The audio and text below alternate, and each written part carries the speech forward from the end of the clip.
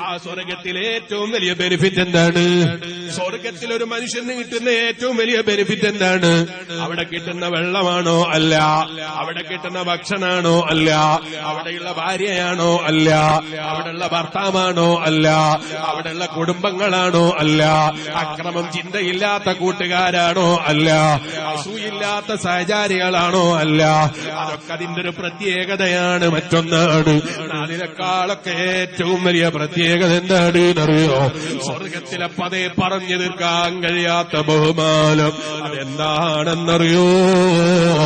ലോകം മുഴുക്ക സൃഷ്ടിച്ച് പരിപാലിച്ച റബ്ബില്ലേ, എനിക്ക് കുടിക്കാനുള്ള വെള്ളം തന്ന റബ്ബ്, ശ്വസിക്കാനുള്ള ശ്വാസം തന്ന റബ്ബ്, ഓരോ സെക്കൻഡിലും ആവശ്യമുള്ളത് എന്നെക്കാൾ അറിഞ്ഞ് എനിക്ക് ചെയ്തു തന്ന സിദ്ധാവായ അല്ലാഹ്, ആ റബ്ബിനെ കാണുന്നൊരു രംഗമില്ലേ?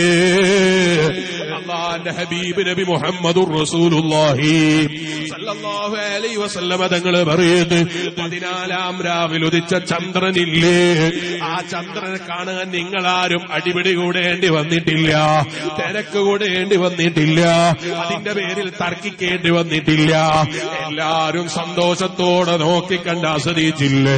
ഇതുപോലെ സിട്ടാവായ അല്ലാഹ്, ആ റബ്ബിനെ കാണാനുള്ളൊരു രംഗം ഈമാനുള്ള വിശ്വാസികളെ നിങ്ങൾ ആലോചിച്ചു നോക്ക്. വല്ലാത്ത അത്ഭുതമാണല്ലോ അത്. നമ്മളെ സദസ്സിലേക്ക് ഒരു നല്ല തഖ്വയുള്ള സയ്യിദ് വന്നാൽ, നല്ല തഖ്വയുള്ള ഒരു ഉസ്താദ് വന്നാൽ, അതുകൊണ്ട് അങ്ങനെ ചില വയലിന്റെ സദസ്സിൽ പോയാൽ, അതെ ഞാൻ ഈ അടുത്ത് വാപ്പനോട് എന്തോ പറയുന്ന കൂട്ടത്തിൽ പറഞ്ഞു, ചില സദസ്സിൽ പോയാൽ നമ്മൾ അറിയാതെ പ്രസംഗം അങ്ങനെ പറയും. നമ്മൾ എന്താണ് പറയുന്നത് എന്നുള്ളതിനെ കുറിച്ച് നേരത്തെ ചിലപ്പം ധാരണ ഉണ്ടാകൂല, ചിലപ്പോ നേരത്തെ നമ്മൾ ധരിച്ചതാകൂല. നമുക്ക് ആവശ്യമുള്ളതൊക്കെ റബ്ബിങ്ങനെ മനസ്സിലിട്ട് തരും, ആവശ്യമുള്ളത് ഇങ്ങനെ അല്ലാഹു പറയിപ്പിക്കും. നമുക്കതിന് ഭാഗ്യം കിട്ടിയാൽ നമ്മളെ ഭാഗ്യം. അല്ലാഹു അത്തരം നല്ല ഭാഗ്യം ലഭിക്കുന്ന സാലിഹീങ്ങളിൽ നമ്മളെല്ലാവരെയും ഉൾപ്പെടുത്തി അനുഗ്രഹിക്കട്ടെ. അല്ലാഹുവിന്റെ ദീന് നിലനിർത്താൻ ഞാൻ വേണമെന്നില്ല, നിങ്ങൾ വേണമെന്നില്ല, നമ്മൾ ആരും വേണമെന്നില്ല. അത് റബ്ബിന്റെ തീരുമാനമാണ്. അതേ സ്ഥാനത്ത് അതിന് നമുക്ക് കൂറിന് കൂടാൻ, അതിലൊരു ചെറിയ ഖിദ്മത്ത് ചെയ്യാൻ നമുക്ക് ഭാഗ്യം കിട്ടിയാൽ അത് നമുക്ക് റബ്ബ് തരുന്നൊരു തൗഫീഖാണ്. അല്ലാഹു ധാരാളം തൗഫീഖ് നൽകും.